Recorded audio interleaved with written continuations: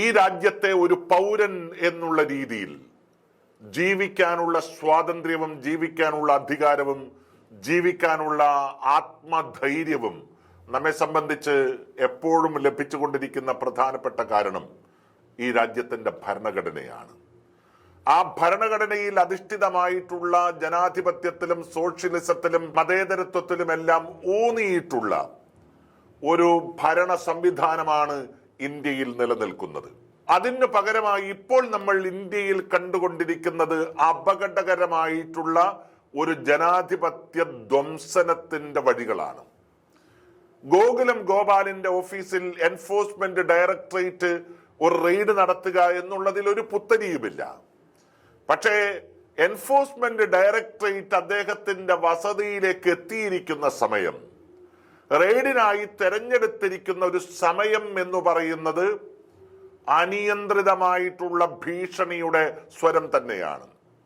സംഘപരിവാർ ശക്തികൾക്കെതിരായി ഒരു സിനിമ എടുത്താൽ ആ സിനിമ പ്രൊഡ്യൂസ് ചെയ്യുന്നവൻ എത്ര ഉന്നതനായാലും അവനെ അന്വേഷണ ഏജൻസികൾ ഉപയോഗിച്ചില്ലാതാക്കാൻ ശ്രമിക്കും എന്ന വളരെ കൃത്യമായിട്ടുള്ള മെസ്സേജാണ് ഗോകുലം ഗോപാലന്റെ ചെന്നൈയിലും കോഴിക്കോട്ടും അതുപോലെ തന്നെ കൊച്ചിയിലും ഇപ്പോൾ എൻഫോഴ്സ്മെന്റ് ഡയറക്ടറേറ്റ് നടത്തിക്കൊണ്ടിരിക്കുന്ന റെയ്ഡ് എന്ന് പറയുന്നത്.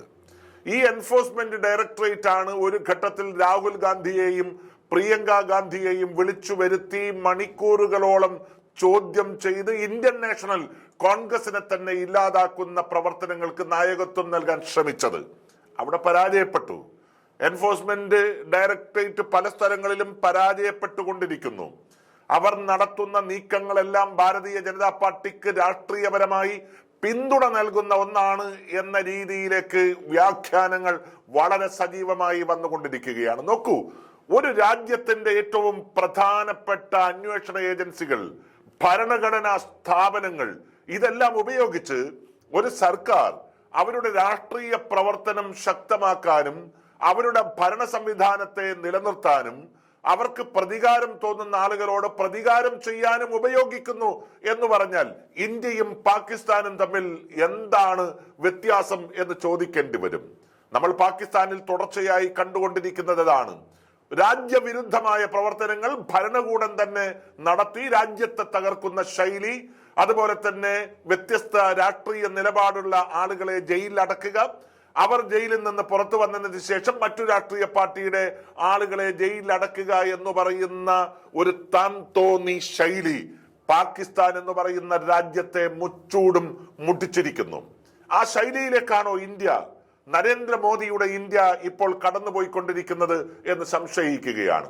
എമ്പുരാൻ എന്ന് പറയുന്ന ഒരു സിനിമ നമുക്കറിയാം, സ്വാഭാവികമായും എത്രയോ സിനിമകൾ നമ്മൾ കണ്ടവരും ചർച്ച ചെയ്തവരുമാണ്. ഒട്ടുമിക്ക സിനിമകളിലും രാഷ്ട്രീയം ഒരു പ്രമേയമായി വന്നിട്ടുണ്ട്. ആ രാഷ്ട്രീയ പ്രമേയത്തെ ക്രിയാത്മകമായി ചർച്ച ചെയ്യുക എന്നതിനപ്പുറം വ്യക്തിപരമായി ഒരാളെ തകർക്കുക എന്ന ലക്ഷ്യത്തോടു കൂടി ഒരു രാജ്യത്തിന്റെ അന്വേഷണ ഏജൻസികളെ ഉപയോഗിക്കുന്ന ശൈലി അത് ഇന്ത്യ രാജ്യത്ത് എത്രത്തോളം ഗുണകരമാണ് എന്ന് ചിന്തിക്കേണ്ട ഒരു സമയമാണ്. നോക്കൂ, കേരളത്തിൽ അപകടകരമായിട്ടുള്ള ചില സൂചനകൾ തുടർച്ചയായി വന്നുകൊണ്ടിരിക്കുന്നു. ഇത് ഗോകുലം ഗോപാലനിൽ മാത്രം നിൽക്കുന്നതല്ല. മോഹൻലാൽ ഒരു ഖേദപ്രകടനം നടത്തിയപ്പോൾ അത് ഷെയർ ചെയ്ത വ്യക്തിയാണ് പൃഥ്വിരാജ്. പക്ഷേ പൃഥ്വിരാജ് അത് നേരിട്ട് ക്ഷമാപണം നടത്തിയിട്ടില്ല എന്ന് സംഘപരിവാർ ശക്തികൾ തുടർച്ചയായി പറയുന്നു. RSSന്റെ ഓർഗനൈസർ വളരെ കൃത്യമായി പൃഥ്വിരാജിനെ തുടർച്ചയായി അപമാനിക്കാനും അദ്ദേഹത്തെ പ്രതിക്കൂട്ടിൽ നിർത്താനും ശ്രമിച്ചുകൊണ്ടേയിരിക്കുന്നു. പക്ഷേ ഈ ചുമരിൽ തൂക്കിയിട്ടിരിക്കുന്ന ഒരേ ഒരു ഫോട്ടോ അത് എന്റെ തന്തയുടേതാണ് എന്ന് നേരത്തെ സ്ക്രിപ്റ്റ് എഴുതിയതുപോലെ സുകുമാരൻ എന്ന് പറയുന്ന കേരളത്തിന്റെ എക്കാലത്തെയും പ്രിയപ്പെട്ട നടന്റെയും ഭീഷണാശാലിയായ ഒരു മനുഷ്യന്റെയും മകനാണ് പൃഥ്വിരാജ് എന്നുള്ളത് കൊണ്ട് അദ്ദേഹം അതിനൊന്നും തയ്യാറായില്ല.